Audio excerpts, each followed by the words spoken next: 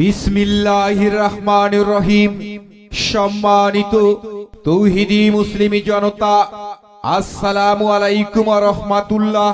আসছে 30 নভেম্বর 2025 রোজ রবিবার জামিয়া দিনিয়া আসআদুল উলুম আমতলা মাদ্রাসা ও এলাকাবাসীর উদ্যোগে 13তম ইসলাহি ওয়াজ মাহফিল 13তম ইসলাহি ওয়াজ মাহফিল।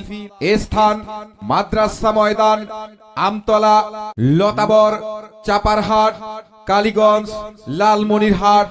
সময় সকাল 10টা হইতে রাত্রি 10টা পর্যন্ত বয়ান হইবে ইনশাআল্লাহ।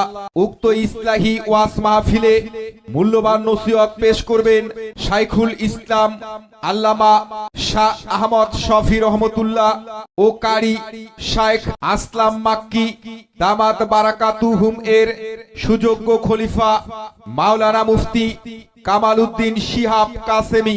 মাওলানা মুফতি কামাল উদ্দিন শিহাব কাসেমি দামাত বারাকাতুহুম প্রতিষ্ঠাতা পরিচালক ও শাইখুল হাদিস জামিয়াতুল আনওয়ার ঢাকা।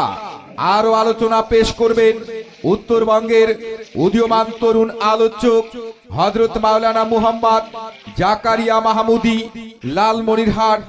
আরো বয়ান পেশ করবেন স্থানীয় ওলামায়ে একরামগণ।